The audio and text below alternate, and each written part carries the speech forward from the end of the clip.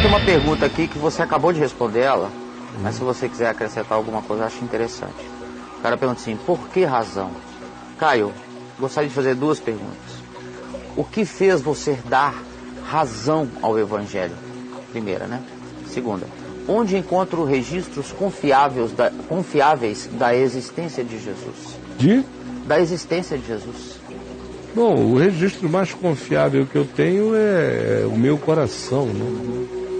Esse é o fato de que ele vive em mim, é o que me dá segurança. É super confiável. Eu dei razão ao Evangelho quando eu vi que o Evangelho é a coisa mais loucamente sábia que existe na humanidade.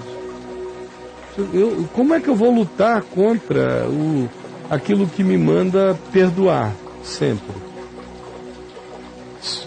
Eu gostaria de quê? De obedecer algo que dissesse não perdoe nunca, ou só perdoe de vez em quando?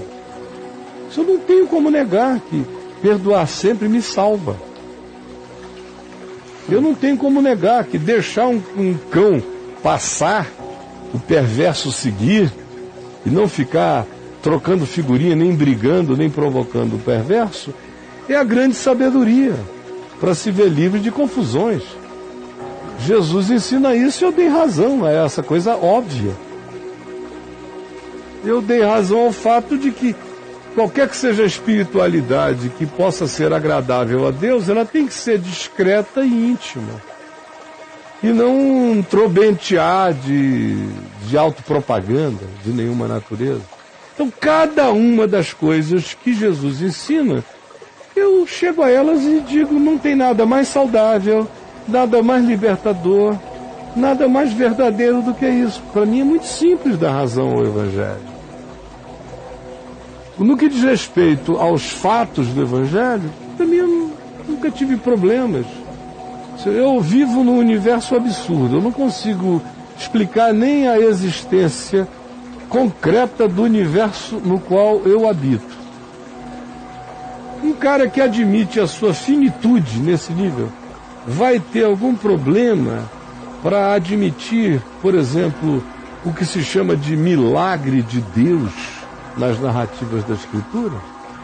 Eu não consigo encontrar nexo no indivíduo que diz que crê em Deus e tem todo tipo de problema em relação ao que Deus possa fazer na vida humana. Então, que Deus é esse? E para que tal Deus na vida de quem quer que seja? Se ele é totalmente incapaz e impotente, pela minha interpretação, de ser Deus livre em qualquer que seja o contexto da vida de quem quer que seja. Eu nunca tive problemas com nada. É uma questão de lógica para mim admitir minha finitude. A admissão da minha finitude admite também a existência da infinitude. Ora, da infinitude para a finitude, tudo é possível. Não é possível é da minha finitude para a infinitude. De lá para cá tudo é possível. Eu nunca tive nenhum problema de natureza filosófica com nada disso. Dado o fato de que eu existo num universo absurdo, cujas explicações de natureza físico-metafísica são todas extremamente ainda pueris, mesmo as mais sofisticadas são pequenas e tolas. Mas eu nem porque não entendo nego, porque eu existo nessa coisa que eu não entendo, mas nela existo. Então eu admito o absurdo todo dia por um fato da existência. Ora, se eu admito que a minha existência é inexplicavelmente absurda, porque eu não admitirei supostamente que em havendo Deus ele possa estar livre para se manifestar como queira na vida humana ou em qualquer outra criatura que ele criou. Eu nunca tive esse problema. E eu dei razão ao Evangelho praticando o Evangelho. Quanto mais eu pratico e vejo que ele corresponde à verdade, mais eu dou razão ao Evangelho.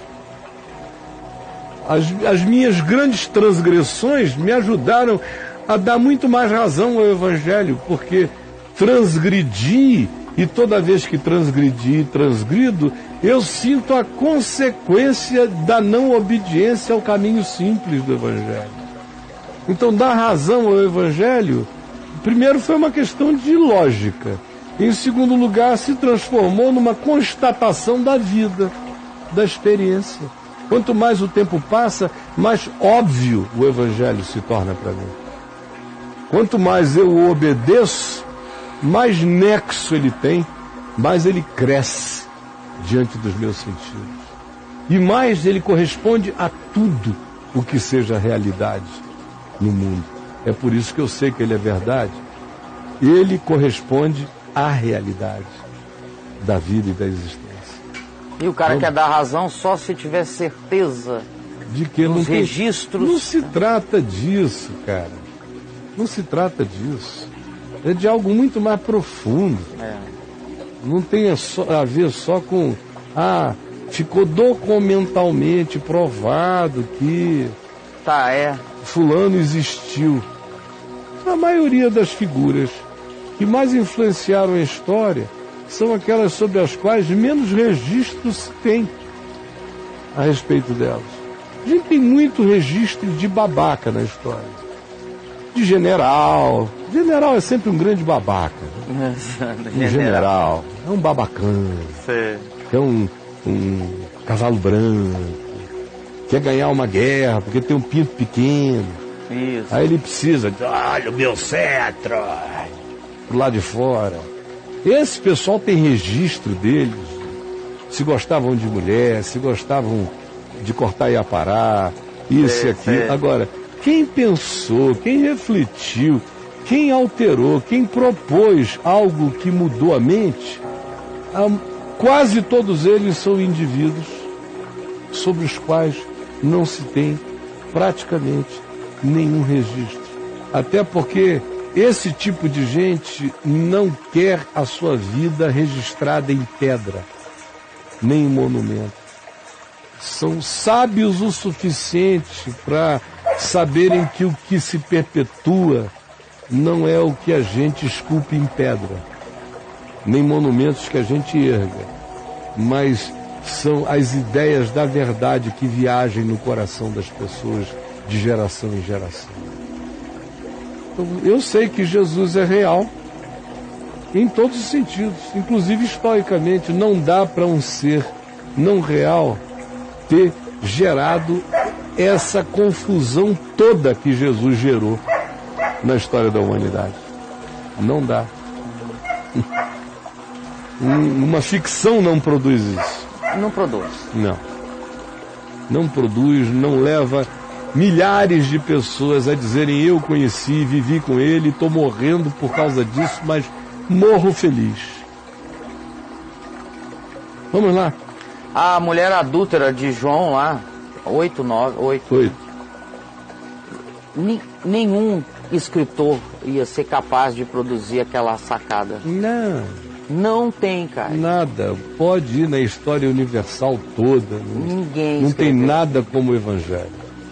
Foi o que o Thomas Carlyle, o historiador famoso, disse sobre Jesus. Perguntado sobre a historicidade de Jesus. Ele disse: eu não tenho a menor dúvida que Jesus foi histórico por todas as razões. Mas eu quero só dizer uma coisa, para não ficar elencando muitas tolices, só para satisfazer as curiosidades pequenas de curiosos pouco instruídos. Deixa eu dizer uma única coisa. Se Jesus não foi histórico, nem por causa disso nós ficamos livres do problema de adorarmos Deus por causa dele. E a razão é simples. Se Jesus não foi histórico, a mente que inventou Jesus, que inventou o Evangelho, que inventou essa sabedoria, é tão divina que precisa ser adorada como Deus. Perfeito. É isso aí. Então, Perfeito. Vamos acabar com a palhaçada. É por aí. Adorem então aquele autor. Adorem. Não sei quem é, tanto faz. Não importa. Ajoelhe-se porque o cara é Deus. O cara é isso mesmo. É isso aí.